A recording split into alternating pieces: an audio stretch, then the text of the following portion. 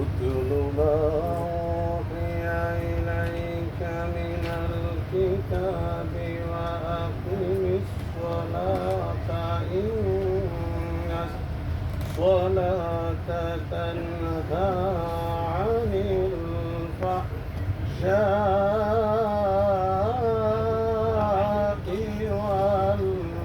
والمنكر اتل ما أوحي إليك من الكتاب وأقم الصلاة إن الصلاة تنهى عن الفحشاء والمنكر ولذكر الله أكبر والله يعلم ما تصنعون صدق الله العظيم ارشاد হচ্ছে হে নবী এই কিতাব তেলাওয়াত করো যা তোমার নিকট ওহীর মাধ্যমে প্রেরণ করা হয়েছে আর নামাজ কায়েম করো নিঃসন্দেহে নিশ্চয় নামাজ মানুষদেরকে ব্যবসায় খারাপ কাজ থেকে বিরত রাখে আর আল্লাহর জিকিরের মধ্যে উত্তম জিকির হচ্ছে ইহা এর চেয়ে বড় জিকির আর হতে পারে না আর আল্লাহ জানেন তোমরা যা কিছু করো বারাকাল্লাহু লানা ওয়া লাকুম ফিল কুরআনিল আযীম ওয়া রাফা'না ওয়া ইয়্যাকুম বিল আয়াতি ওয়াল কুরআনি ওয়া যিকরিল হাকীম উপস্থিত ঐতিহ্যবাহী কোরআন প্রশিক্ষণ কেন্দ্রকে আসাদিয়া পূর্ব অঞ্চল শাখা মোবারক হাসাউল শাখা কর্তৃক আয়োজিত আজকে এই মাহফিলের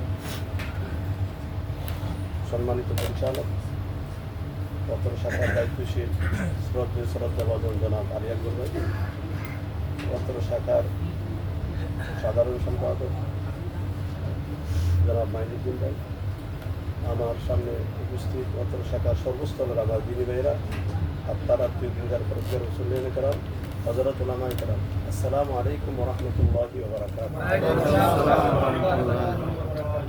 হৃদয়ের সবটুকু আদায় গুজার করে দিয়ে গরিবের দরবারে রুকু সুজুদ যেভাবে আমরা আদায় করি, বিনয়ের সাথে আমরা সকলে এক সুরে একসাথে মনিবের দরবারে কালিমাতু শুকরিয়া আদায় করি যে মনিব শত ব্যস্ততার মধ্য দিয়েও কোরআনের মাহফিলের কথা শুনে তার নির্ধারিত সালাতুল মাগরিব আদায় করার পরে আবার ওইখানে আসার বসার সুযোগটুকু দান করলেন। মনিবের দরবারে হৃদয়ের সবটুকু আগে গুজার করে দিয়ে সকলে একসঙ্গে বলে আলহামদুলিল্লাহ। আমার মতো আপনার মতো শত শত বুনি আদম কুয়েতের বিভিন্ন হসপিটালগুলোর মধ্যে মনুষ্য অবস্থায় হসপিটালের মধ্যে বেডশিটের মধ্যে বিভিন্ন রোগে আক্রান্ত হয়ে আসে না, আপনাকে আমাকে দয়া করে মায়া করে অনেক স্নেহ করে তার ঘর মসজিদমুখী করে দিয়ে আবার কোরআনের মাহফিলে আসতে পেরেছি, বসতে পেরেছি। মনিবের দরবারে আবারও শুকরিয়া আদায় করি বলে আলহামদুলিল্লাহ। জনাবে মুহাম্মদ রাসূলুল্লাহ সাল্লাল্লাহু আলাইহি সাল্লামের উপর লাখ কোটি দুরূদ এবং সালাম মহব্বতে আমরা রাসূলের উপর দুরূদ পাঠ করি বলি সাল্লাল্লাহু আলাইহি সাল্লাম। ভালো রাখার মালিক কে? আল্লাহ। সুস্থতা রাখার মালিক আল্লাহ। সুতরাং দুনিয়ার সব মানুষ যেটা না করতে পারে সেটা কে করতে পারে? আল্লাহ। সুতরাং সর্ব অবস্থায় বিপদে মুসিবতে সর্ব অবস্থায় আল্লাহ শুকরিয়া আদায় করলে লাভ না লস? লাভ। হাজারো কঠিন বিপদ মুসিবতে যদি আপনি মুস্কি হাসি দিয়ে কেউ জিজ্ঞাসা করে যে কেমন আছেন, যদি বলতে পারেন আলহামদুলিল্লাহ, আল্লাহ এত খুশি হয়। আল্লাহ ফেরেশতাদেরকে সাক্ষী করে। ফেরেশতাদেরকে কি করে? আমার কথা না, রাসূলের কথা, যে উনজুর ইলা মালাইকাতি, ফেরেশতাদেরকে আল্লাহ বলে দেখো এত বিপদ মুসিবতের পরও একটা বন্ধু এসে জিজ্ঞাসা করছে, একজন বন্ধু এসে জিজ্ঞাসা করছে, একজন আত্মীয় এসে জিজ্ঞাসা করছে, একজন ফ্রেন্ড এসে জিজ্ঞাসা করছে কেমন আছে। এত বিপদ মুসিবত বন্দার উপরে আমি দিয়েছি, তারপরও একটু হাসি দিয়ে মুসকে হাসি দিয়ে বলছে আলহামদুলিল্লাহ। আল্লাহ আল্লাহ ইজ্জতের কসম, জালালিয়াতের কসম করে আল্লাহ বলে ফেরেশতাদেরকে সাক্ষী করে বলে যে এই বন্দার বিপদও আমি উদ্ধার করে দেবো, গুনাহও মাফ করে দেবো, তার রিজিকের মাত্র আমি পাই। সুবহানাল্লাহ। লাইন শাকারতুম লাযীদান্নাকুম ওয়া লাইন কাফারতুম ইন্না আযাবী লাশাদীদ। বন্দা নিয়ামত খাওয়ার পরে যদি প্রতিনিয়ত আমি আল্লাহর দরবারে শুকরিয়া আদায় করতে পারো, আমি আল্লাহ এই ওয়াদা দিলাম তোমার নিয়ামতের মাত্রা দিন দিন আমি আল্লাহ বাড়াই দিব। কে বলেছেন? ফাবিআইয়ি আলাই রাব্বিকুমা তুকাজ্জিবান। 33 থেকে 34 বার সূরা রহমানের মধ্যে আয়াত আল্লাহ বলেছেন, একটা নিয়ামতের কথা বলেছেন, আরেকবার বলেছেন বান্দা কোন নিয়ামত তুমি অস্বীকার করবে, মিথ্যা করবে। পৃথিবীতে যেই দিকে তাকাও, উপরে তাকাও, নিচে তাকাও, চতুর দিকে তাকাও, আমি আল্লাহ নিয়ামত দিয়ে ইনসানের জন্য আমি আল্লাহ ভরপুর করে রেখেছি। তারপরে বান্দা যদি আল্লাহর অকৃতজ্ঞ হয়, আল্লাহ বলছে যে লাযিদান্নাকুম ওয়া ইন কাফারতুম ইন আযাবি কঠিন আযাব আছে। ওয়া ইন তাউদ্দু নি'মাতাল্লাহি লা তুহসুহা। এত নিয়ামত আমি আল্লাহ তোমাদেরকে দিয়েছি, বর্ণনা করে শেষ করতে পারবো না। আমি আল্লাহ এত নিয়ামত আমি তোমাদেরকে দিয়েছি। কে বলেছেন? আল্লাহ। সুতরাং সর্ব অবস্থায় যদি আল্লাহর দরবারে শুকরিয়া আদায় করতে পারি, বিপদের সময় যদি আরো বেশি শুকরিয়া আদায় করতে পারি, তাহলে আল্লাহ কি খুশি হবে না কি নারাজ হবে? বলেন। আল্লাহ আমাদের সকলকে সর্ব অবস্থায় আল্লাহর শুকরিয়া আদায় করার তৌফিক দান করুন। আমিন। এই পৃথিবীতে আল্লাহ যত বিপদ মুসিবত আল্লাহ বেশি দিয়েছেন, কাদেরকে দিয়েছেন বলেন? ঈমানদারকে, নবীদেরকে দিয়েছেন। কাকে দিয়েছেন? নবীদেরকে। আসাদুল বালাইল আমবিয়া ওয়াল আমবিয়া ফাল আমসালু ওয়াল আমসাল সুম্মাল লাযিনা ইয়ালুনাহুম সুম্মাল লাযিনা ইয়ালুন। পৃথিবীতে যত বিপদ মুসিবত আল্লাহ বেশি দিয়েছেন, আম্বিয়াদেরকে দিয়েছেন। এই আল্লাহ কি করেছেন? পরীক্ষা করেছেন। আবার আল্লাহ রাসূল এই হাদিসের মধ্যে বলছে ফাল আমসাল ওয়াল আমসাল সুম্মাল লাযিনা ইয়ালুনাহুম সুম্মাল লাযিনা ইয়ালুন। এই ধারাবাহিকতা কিয়ামত রাত পর্যন্ত ঈমানদারদেরকে আল্লাহ তাআলা তাদের ঈমানের পরীক্ষা করে, আল্লাহ তাআলা তাদেরকে যাচাই করে।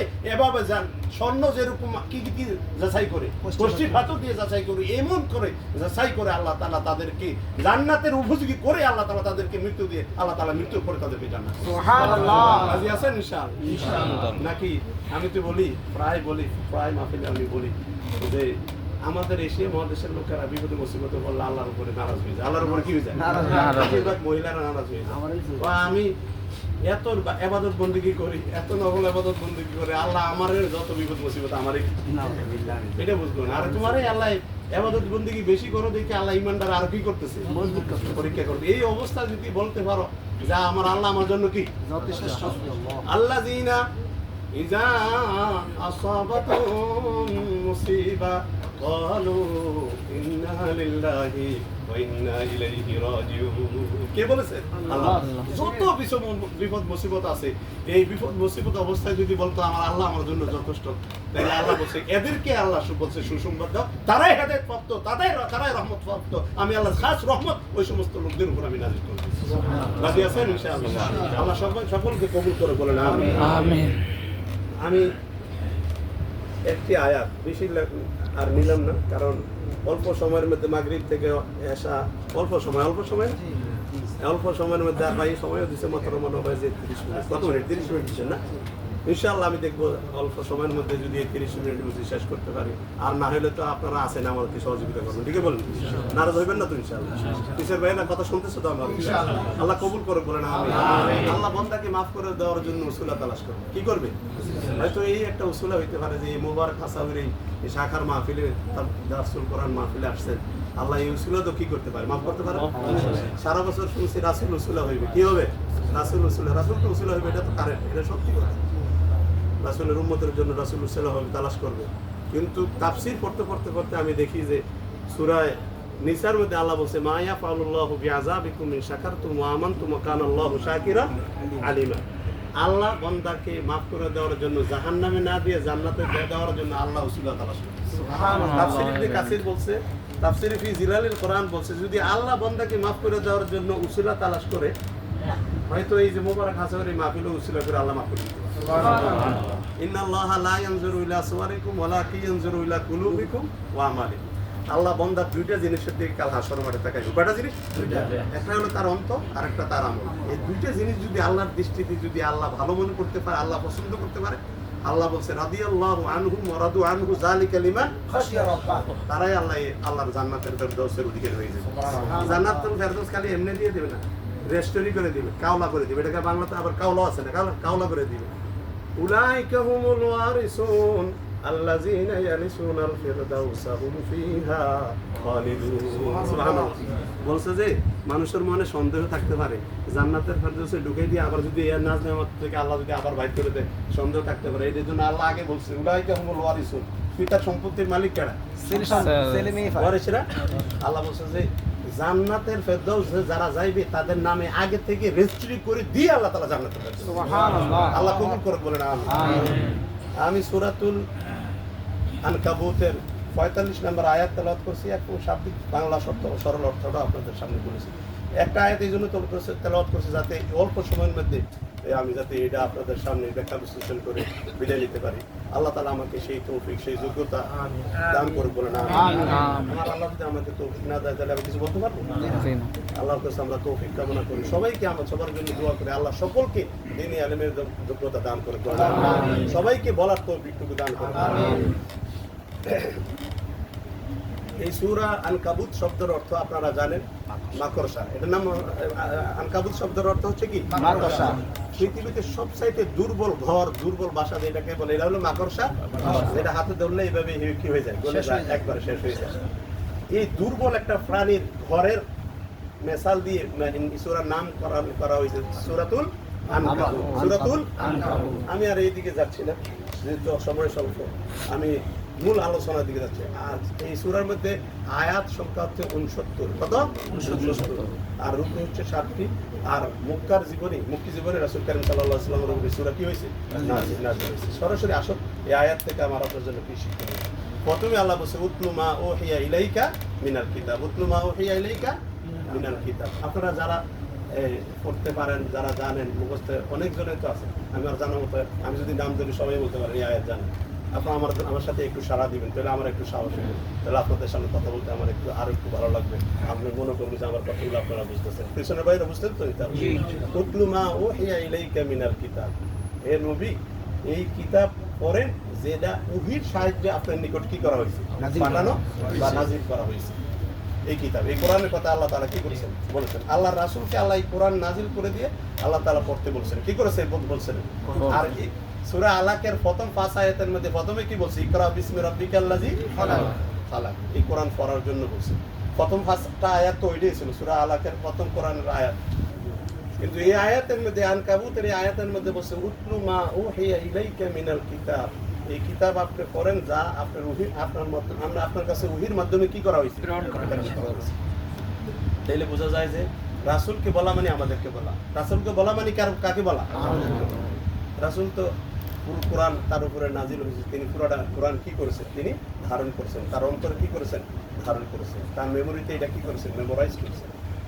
এখন এই কোরআন আমরা সব সময় একটা হাদিস শুনি, তলাবুল ইলমু ফারিদাতুন আলা কুল্লি মুসলিমিন। কথা বলেন না, আলা কুল্লি মুসলিমিন।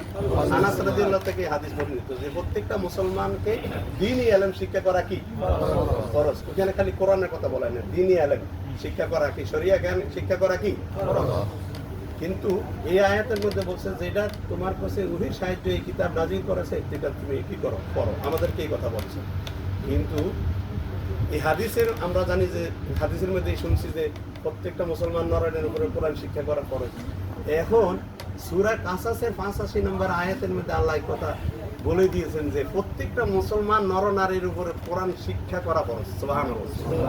ইন্নাল্লাযী ফারাদা আলাইকাল কুরআনা লারাদুকা ইলা মা'আদ। প্রত্যেকটা মুসলমান নরনারীর উপরে কোরআন শিক্ষা করা আমি আল্লাহ ফরজ করে দিয়েছি। আর এই ফরজের যারা আদায় করবে না, যারা আসামি হয়ে যাবে, যে ফরজ যারা আদায় করবে না, দুনিয়া জীবিত থাকা অবস্থায় এই কোরআন যারা শিখলো না, আল্লাহ তাআলা সূরা কাহফের 105 নম্বর আয়াতের তাফসীর দেখবেন, বলছে যে তাদেরকে বিনা হিসেবে আল্লাহ জাহান্নাম দিয়ে দিবে। ফালা নুকিমু লাহুম ইয়াউমাল কিয়ামাতি ওয়াজনা যালিকা জাযাউহুম জাহান্নাম। বিনা হিসাবে জাহান্নাম দিবে যারা এই ফরজিয়ত আদায় করবে। এবার লক্ষ্য করেন, কোরআন পড়ার দরকার আছে না? আর আল্লাহ রাসূল আর আল্লাহর আদালতে সূরা ফুরকানের 30 নম্বর আয়াত, আল্লাহ রাসূল আল্লাহ আদালতে মামলা দেয়। যারা কোরআন পড়ে নাই, কোরআনকে যারা সংরক্ষণ করে নাই, কোরআন অনুযায়ী জীবন বিচার ফয়সালা যারা করে নাই, তাদের বিরুদ্ধে আল্লাহ তাআলা আল্লাহ রাসূল আল্লাহর কাছে কি করবেন? মামলা দেন। وقال الرسول يا ربي إن قوم اتخذوا هذا القرآن مهجورا আল্লাহ রাসূল আল্লাহর আদালতে মামলা দায়ের করেছে যে হে আমার উম্মত দাবি করে কিন্তু কোরআনকে সমাজে রাষ্ট্রতে মাজুর অবস্থায় রেখেছে। কোরআন অনুযায়ী বিচার ফয়সালা সমাজ রাষ্ট্র পরিচালনা করে না, নিজেরাও চলে নাই, মানুষদেরকে উদ্বুদ্ধ করে নাই, সমাজের নেতাদেরকেও সেরকম নেতা বানায় নাই যেখানে আইন পাস হয়। এরা এখন উম্মত দাবি করে আল্লাহ আপনার আদালতে আমি মামলা দায়ের করবো, কারণ কোরআনকে সমাজে রাষ্ট্রতে কায়েম করতে দেয়। তায়েফের ময়দানে আমাকে মাইকে দিয়েছে, উহুদের ময়দানে আমাকে দান দান শহীদ করতে হয়েছে। সুতরাং আমি আপনার আদালতে আলাইসাল্লাহু বিআহকামিল হাকিমিন, আপনি হচ্ছেন হাকিম, আপনার আদালতে আমি মামলা দায়ের করলাম এই সমস্ত উম্মতদের বিরুদ্ধে যারা কোরআনের পক্ষে ছিল না, যারা কোরআন অনুযায়ী জীবন জিন্দেগি রাষ্ট্র সমাজ পরিচালনা বিচার পরিচালনা করতে রাজি ছিল না, এদের বিরুদ্ধে আমি মামলা দায়ের করলাম। রুসুলাম মুবাশশিরিনা ওয়া মুনজিরিনা লিআল্লা ইয়াকুনা লিন-নাস আলাল্লাহি হুজ্জাতুন বা'দার রুসুল। এমন কোন মানুষ এই কথার অভিযোগ করতে পারবে না যে আমার কাছে এমন কোন মানুষ ছিল না এই কোরআনকে বোঝানোর জন্য, দেখানোর জন্য, শোনানোর জন্য। কোন মানুষ এই কথাই আল্লাহর আদালতে আল্লাহর সামনে তারা এই কথা বলতে পারে না, কারণ লাকাদ বা'আসনা ফি কুল্লি উম্মাতির রাসূল আনি ইবুদুল্লাহ ওয়াজতানিবুত তাগুত। প্রত্যেকটা জাতির প্রতি, প্রত্যেকটা কওমের প্রতি একজন পয়গম্বর আল্লাহর পক্ষ থেকে আল্লাহ তাআলা নির্ধারিত করে দিয়েছেন, একটা কিতাব দিয়েছেন। সুতরাং নবী রাসূল এখন আর আসবে না, এখন দায়িত্ব উম্মতে মুহাম্মদের উপরে। এই কোরআন যারা মাজুর অবস্থায় সমাজে রাষ্ট্রের মধ্যে ঘরের মধ্যে রেখে দিয়েছে তাদের বিরুদ্ধে আল্লাহ রাসূল আল্লাহর আদালতে কি করবেন? মামলা দায়ের করবেন। এই মামলাতে কেউ এই কথা বলতে পারবে না আল্লাহ আমাদেরকে শিখানোর মতো, জানানোর মতো, কোরআনের পথে দাওয়াত দেওয়ার মতো কোন লোক ছিল না। অন্তত এইটাও তো দলিল হয়ে যাবে যে মুবারক হাসাউতে কুয়েত প্রবাসীদেরকে কোরআন প্রশিক্ষণ কেন্দ্রের লোকেরা দাওয়াত দিচ্ছে, কে দাওয়াত দেয় না? সুতরাং এই কেউ বলতে পারবে না আল্লাহ আমাদেরকে, কারণ প্রত্যেকটা মানুষের কাছে কি ফেরেশতা আছে না নাই? আর প্রত্যেকটা ফেরেশতা এইগুলা কথাগুলা আর এই আমাদের যে মুখ থেকে যে কথাগুলো বলা এগুলো রেকর্ড করে না করেন? মা ইয়ালফিজু মিন কাউলিন ইল্লা লাদাইহি রাকিবুন আতীদ। এমন কোন কথা মুখ থেকে বাইর হয় না যে এটা সংরক্ষণ হয় না, রেকর্ড করা হয় না। প্রত্যেকটা কথা এবং প্রত্যেকটা কাজ সংরক্ষণ রেকর্ড করে কাল হাসর মাঠে মানুষ বলবে মালি হাযাল কিতাব লা ইউগাদিরু সাগীরাতান ওয়ালা কাবীরা ইল্লা আহসাহা ওয়া ওয়াজাদু মা আমিলু হাদিরা। এটা কি কিতাব, আমি ছোট বড় যা করেছি সব কিছু এখানে হাজির করা হয়েছে। আল্লাহ বলবে ওমা যালামনাহুম ওয়ালাকিন কানু হুমুজ জালিমিন। আমি তোমার উপরে কোনো জুলুম করি না বান্দা, তুমি নিজে নিজে নফসের উপরে জুলুম করেছো। ইকরা কিতাবাকা কাফা বিনাফসিকা আল-ইয়াওমা আলাইকা হাসিবা। তুমি পড়ো আপন কর্মের রেকর্ড। তুমি দুনিয়াতে 60 বছর 70 বছর হায়াতে জিন্দেগিতে কি করেছো সব কিছু এখানে রেকর্ড করা হয়েছে। আর এই রেকর্ডগুলো তুমি নিজের মুখে তুমি পড়ো, তুমি কি করেছো না করেছো। তখন মানুষ বলবে আয় আয় ইয়াকুলু ইয়া লাইতানি قدمت لحياتي فيومئذ لا يعذب عذابه أحد ولا يوثق وثاقه أحد। হায়াতে জিন্দেগি যদি কাজে লাগাইতাম, কোরআন প্রশিক্ষণ কেন্দ্রেরা জায়গায় জায়গায় লোকদেরকে ডাকছে, আমি করে শুধু বসে রয়েছি, আমি নামাজ পড়ে বসে গেছি, টিভির সামনে বসে রয়েছি, হোটেলে বসে রয়েছি, কিন্তু আমি এই কথা শুনি নাই, এই কথার কান দেই নাই। এই জন্য আমাকে আজকে কঠিন আযাব আমাকে ভোগ করতে হয়েছে। আমার হায়াতে জিন্দেগি যদি আমি কাজে লাগাইতাম তাইলে আমাকে কঠিনওয়ালা ইউসিক ওয়াসাকাবু আহাদ, তাইলে আমাকে কঠিন আযাব ভোগ করতে হইত না। তাইলে এখন ওই সব আফসোসগুলো যে কোনো কাজ হবে না। এই দুনিয়া হায়াত থাকতে আপনাকে আমাকে কি করতে হবে? হায়াতে জিন্দেগি কোরআন পড়া আমাদের প্রত্যেকটা মুসলমান নারীর উপর কি ফরজ। এবার আসেন কোরআন যদি পড়েন কি লাভ হবে, কি ফায়দা হবে, এই জিনিসগুলো যদি, এই কথাগুলো যদি জানি, অবশ্যই আপনারা জানেন, আপনারা কম বেশি সবাই জানেন, কিন্তু আরো আমি কয়েকটা কথা আপনাদেরকে স্মরণ করাই দেই যে কোরআন পড়লে কি লাভ হবে আর না পড়লে কি লানতি, কি গজব। এই কথা কিন্তু বললাম, আরো বলবো যে আল্লাহ রাসূল জনাব মুহাম্মদ রাসূলুল্লাহ সাল্লাল্লাহু আলাইহি ওয়াসাল্লাম মান সালাকা তারিকান ইয়ালতামিসু ফীহি ইলমান সাহালাল্লাহু তারিকান ইলাল জান্নাহ। যে ব্যক্তি কোরআন পড়বে সেই অনুযায়ী আমল করবে, আল্লাহ তার জন্য জান্নাতের রাস্তাটা সাহেল বা সহজ করে দিবে। সুবহানাল্লাহ। কোরআন পড়ার দরকার আছে না? না। এক ব্যক্তি সাহাবী জিজ্ঞাসা করে ইয়া রাসূলুল্লাহ আমাকে একটা সহজ আমল শিখিয়ে দেন না, যে অল্প স্বল্প আমল করে আমি তাড়াতাড়ি জান্নাতে গোয়ার পরে জান্নাতে চলে যেতে পারে, আমার নামটা ইল্লিনে যাতে এসে যায়, জান্নাতের খাতায় এসে যায়, এমন একটা সহজ আমলের কথা বলেন না। আল্লাহ রাসূল বলেছে এই পর্যন্ত এরকম কোনো ওহী আমার উপর কি হয় না, নাজিল হয় না যে সহজভাবে তুমি অল্প স্বল্প আমল করে জান্নাত। তবে একটা পরামর্শ আমি তোমাকে দিতে পারি, সেটা হচ্ছে কোরআন পড়বা, সেই অনুযায়ী আমল করবা। এই হাদিস শোনাই দিয়েছে যেটা আমি বললাম, সাহালাল্লাহু তরিকার ইলাল জান্নাত, তোমার জন্য আল্লাহ জান্নাতের রাস্তাটা সহজ করে দিয়েছে। এরপরে আরো আসে, রাসূল বলছেন যে ইকরাউল কোরআন ফাইন্নাহু ইয়াতি ইয়াউমাল কিয়ামাতি শাফিয়া লিআসহাবি। কোরআন পড়বেন, কোরআন এই দুনিয়ার জীবনের সঙ্গী, আখিরাতে জান্নাতে যাওয়ার গেট পর্যন্ত আপনারা আমার সঙ্গী হয়ে যাবেন।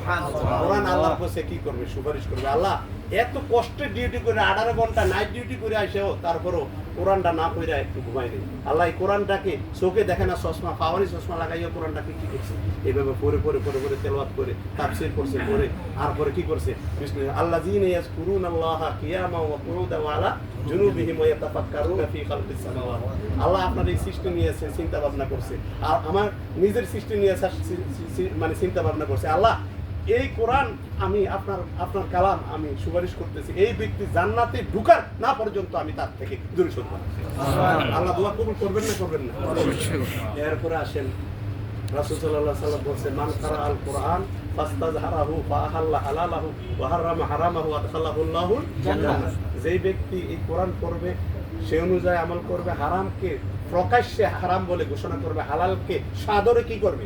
গ্রহণ করবে, আদখালাহুল্লাহুল জান্নাহ। আল্লাহর রাসূল সহিহ মুসলিম শরীফের হাদিসে বলছে, অবশ্যই এই ব্যক্তি আল্লাহর জান্নাতে যাবে।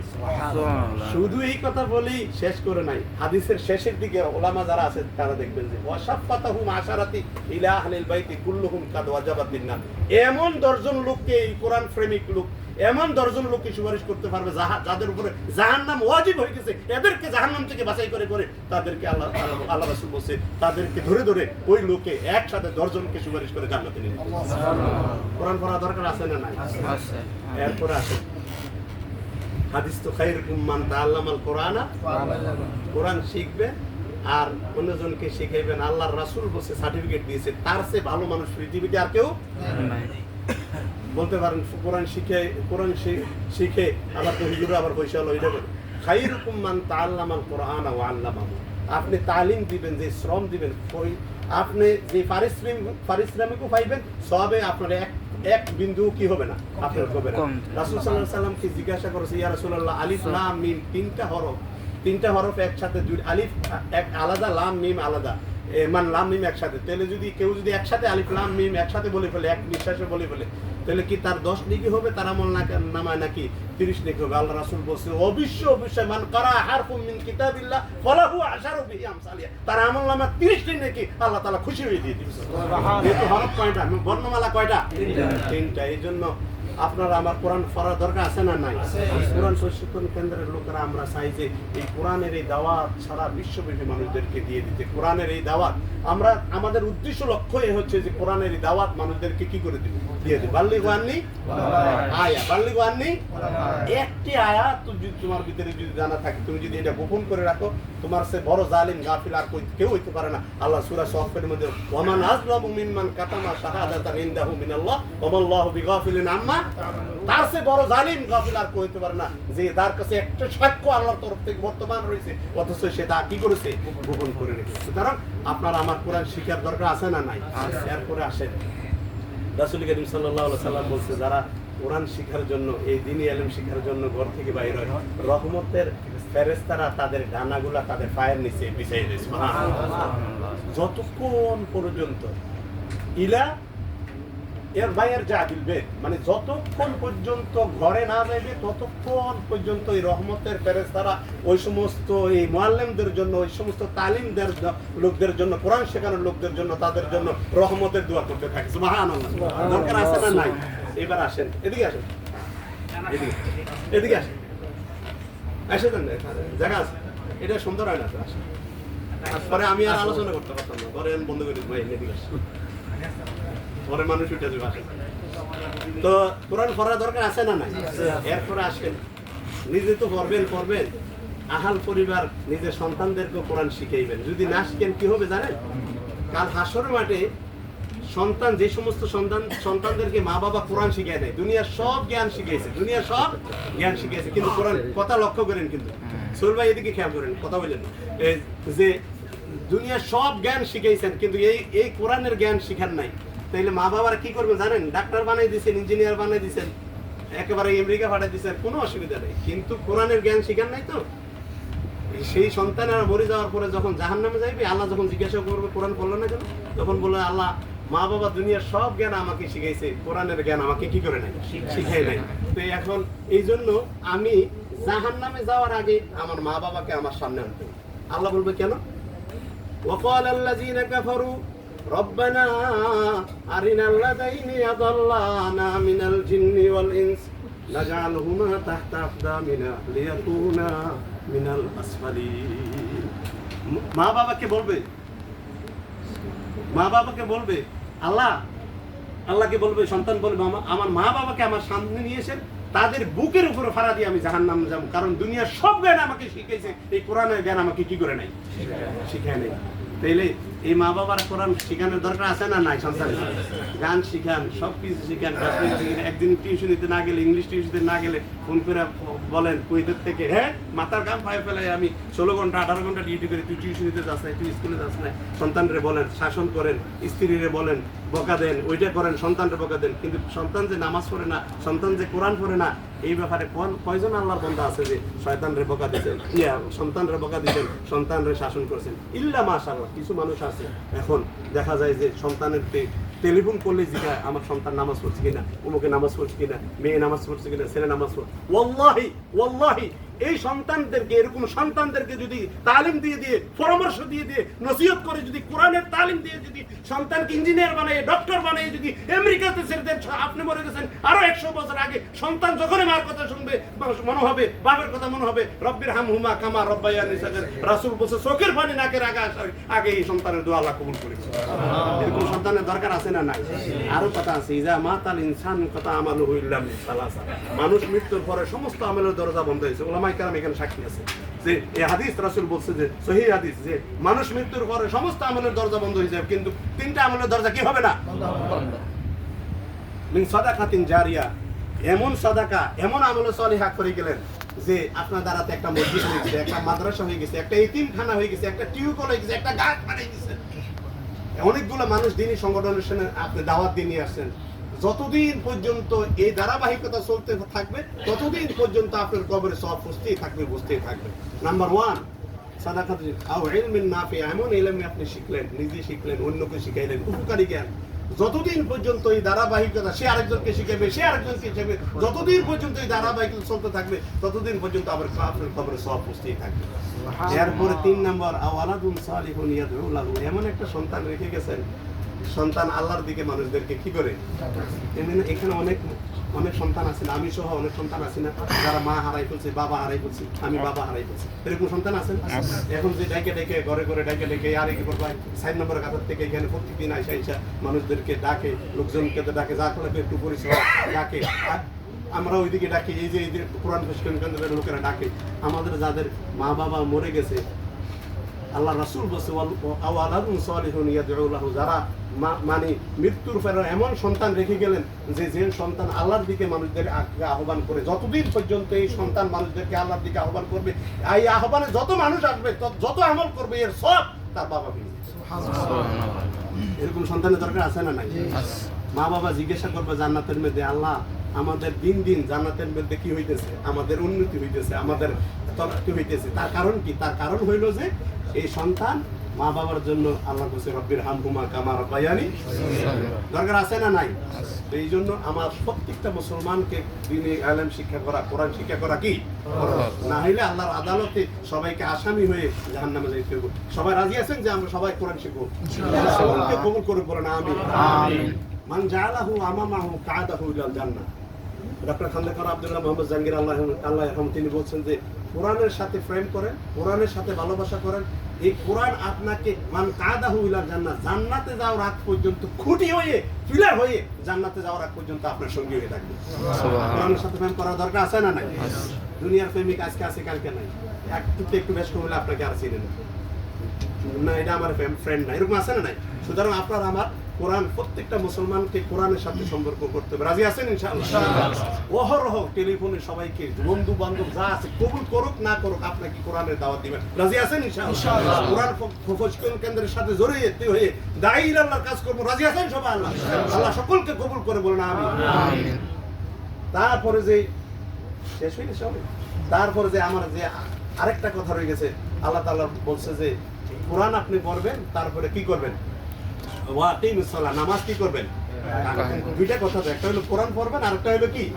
নামাজ কায়েম করো। কোন জায়গায় বলে নাই যে নামাজ পড়ো, কোন জায়গায় বলে নাই কি করো? নামাজ সম্মিলিতভাবে কায়েম করো। নামাজ যদি যদি কায়েম হয়, এটা আমি বলি না তো, আল্লাহ বলছে যদি নামাজ যদি সমাজে যদি সম্মিলিতভাবে যদি কায়েম হয়, ইন্নাস সালাতা তানহা আনিল ফাহশাই ওয়াল মুনকার ওয়ালা যিকরুল্লাহি আকবার। কথা বলেন, ওয়ালা যিকরুল্লাহি আকবার। সমাজের মধ্যে ব্যবসায় কাজ, পরকীয়া হইতে লইয়া, দুর্নীতি হইয়া লইতে, জিনা, ব্যভিচারী আর কিছুই কি? মদ, জুয়া আর কিছুই কি করবে না, থাকবে না। আর আপনি ঘরে ঘরে যায় মানুষদেরকে দাওয়াত দিতে হবে না। নামাজ যদি সমাজে কায়েম হয়ে যায়, কোরআন যদি সমাজে কায়েম হয়ে যায়, এই দুইটার জন্য যদি সমাজে কায়েম হয়ে যায়, কোরআন অনুযায়ী যদি বিচার ফয়সালা হয়ে যায়, তো বিচার ফয়সালা হয়, চোরের বিচার হয়, ডাকাতের বিচার হয়, দুর্নীতির বিচার হয়, জিনার বিচার হয়, কোরআন অনুযায়ী যদি হয়, তাহলে সমাজে আর এরকম দুর্নীতিবাজ, এরকম জিনাকারী আর থাকবে? এরকম লোকের দরকার আছে না নাই? সামনে সুযোগ আছে না নাই? নেতা বানাইবার সময় আপনাকে আমানতরা কাকে, কার উপরে খেয়ানত করবেন, আল্লাহর কাছে জবাব দিতে হবে না? দিতে হবে না? নামাজি মানুষকে নেতা না বানাইয়া বানাইছেন একজন বেনামাজি, তো সেই এখানে যে কি নামাজের পক্ষে বলবে না নামাজের বিপক্ষে বলবে? জিনার পক্ষে বলবে না বিপক্ষে বলবে? দুর্নীতির পক্ষে নাকি দুর্নীতির বিপক্ষে বলবে?